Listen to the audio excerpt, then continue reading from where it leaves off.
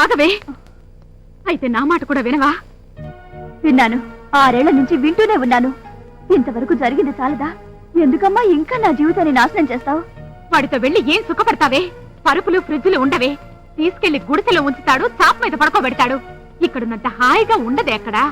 అయినా సరే మొగుడితో బ్రతుకుంటుంది, సమాజంలో పరువు ఉంటుందమ్మా. అమ్మో అమ్మో, ఇలా మారిపోయావేంటి? మారిపోలేదమ్మా, అర్థం చేసుకున్నాను. అన్నయ్య గారి జీవితాన్ని అద్దంలా చూశాక భార్యాభర్తల బంధం అంటే ఏంటో తెలుసుకున్నాను. ఏడ్చావు, చుట్టేసి లోపల పెట్టావు. పుట్టింటి రెండేమీ పట్టుకోవట్లేదే. నువ్వు పెట్టిన బంగారం కూడా నీకే వదిలేశాను. ఈ ఒక్క తాళి మాత్రం నాకు దక్కని. వెళ్ళొస్తానమ్మా, పదండి.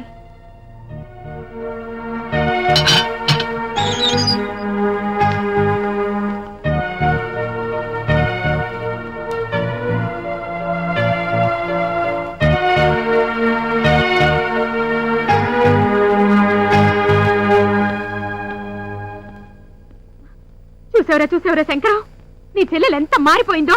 దాన్ని ఎంత గారాభంగా పెంచాను చెప్పు. హఠాత్తుగా దానికి మొగుడు గుర్తొచ్చాట. మొగుడు వాడు వచ్చి 4 మాయ మాటలు చెప్పగానే వాడు వెంట తోకడించుకుంటూ వెళ్ళిపోయిందిరా. నువ్వేంట్రా అలా దేవదశలో కూర్చున్నావు? పిచ్చిలాగన్నా నువ్వేం వర్రీ కాకు. దాని బాబులాగా ఎంజాయ్ చేద్దావు గాని. నిన్నే నీకు సంబంధం చూశాను రా. 20 లక్షల కట్నం, అమెరికా వీసా లంచం. సారీ, లాంఛనం. ఇంత జరిగాక కూడా ఎందుకే అమ్మా నన్ను గుడ్డులా అమ్మేయాలనుకునే తాపత్రయం? నన్ను ఎవరితో చేసుకోదు. నేను అమెరికా వెళ్ళిపోతానేమ్మా. మరి దానికి డబ్బు? మన ఇల్లు అమ్మేసి ఆ వచ్చిన డబ్బుతో అమెరికా వెళ్ళిపోతానే. చెప్పు తీసి కొడతాను. ఈ ఇల్లు మా నాన్న ఇచ్చిందిరా. మీ నాన్న సన్యాసుల్లో కలిశాక నాకు మిగిలింది కొంపొక్కటే. దీన్ని కూడా అమ్మేసి నన్ను కూడా సన్యాసుల్లో కలిసిపోమంటావా? నా ప్రాణం పైన ఒప్పుకోను. అమ్మా ఒప్పుకోవే, నాకు ఇంకే దారి లేదే. చిన్నమ్మాయి, ఏ దారి లేకపోతే గోదట్లకు దూకు. ఈ ఇంటి పరువు, ప్రతిష్ట, మర్యాద మంట కలిపిందే నీ అమెరికా పిచ్చే కదరా. పరబ్బో, ఇల్లు అమ్ముతాడట. ఇల్లు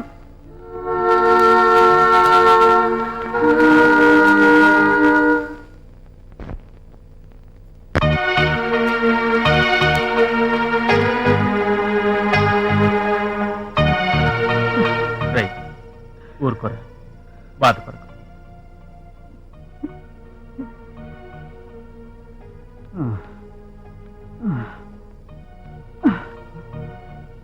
రే, వాళ్ళు చూడ వర్షంలో తడుస్తున్నారు. జ్వరం వస్తుందని చెప్పరా. రే, వర్షం బయట లేదు, నీ కళ్ళల్లో ఉంది. మెల్లగయ్యా, రాళ్ళుంటాయి, మెల్లగా.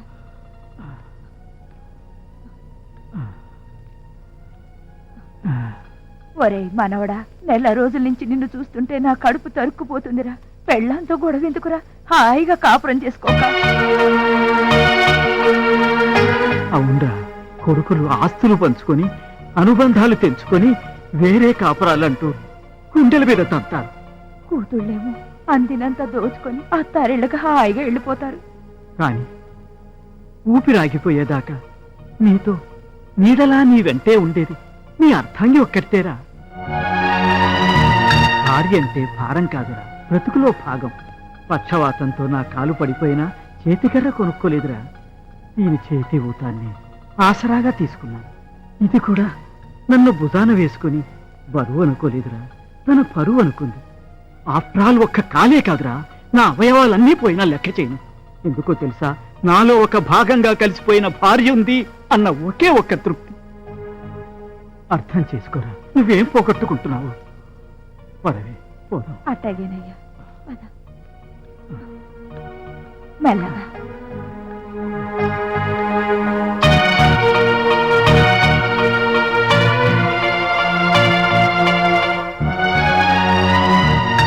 రేఖ, విను.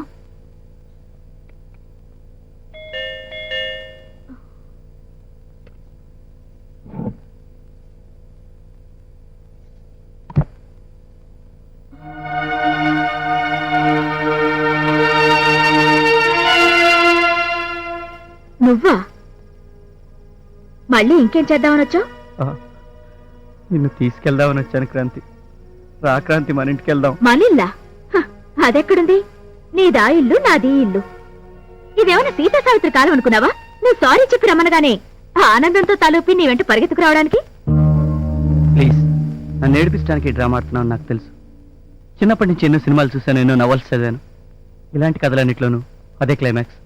ప్లీజ్ క్రాంతి, ఇంతటితో ఈ నాటకానికి ఫుల్ స్టాప్ పెట్టు. నాటకమా? ఇదేమన్నా సినిమా అనుకున్నావా? జీవితం.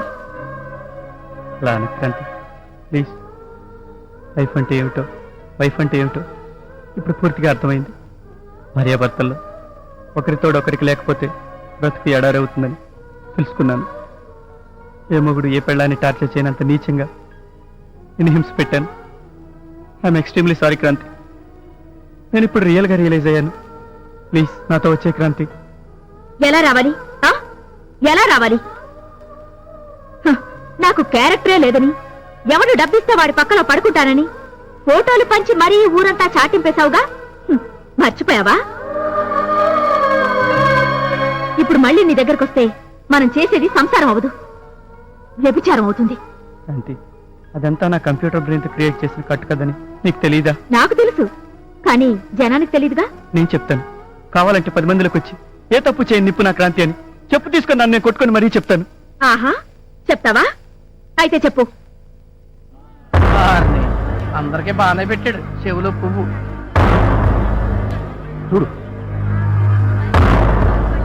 నువ్వా మాట వీళ్ళందరికీ గొంతెత్తి మరీ చెప్పు. నేను అప్పుడే చెప్పానా? క్రాంతి, ఎంత కాదనుకున్నా మనది మామూలు సంబంధం కాదు, శాశ్వతమైన పెళ్లి బంధం. పెళ్లి బంధం. అసలు ఆ మాటలకు అర్థం తెలుసా నీకు? Marriage is not for sex, it's life long companionship. పెళ్ళంటే స్నేహం, ప్రేమ, తోడు, ఓదార్పు, త్యాగం. నీ దగ్గర దొరకనివన్నీ అభినయ్ దగ్గర నాకు దొరికాయి. శారీరకంగా ఎలాగూ లేదు, కనీసం ఏనాడైనా మనం మానసికంగానైనా కలిసావా? లేదుగా. మరి మనది పెళ్ళంటావా?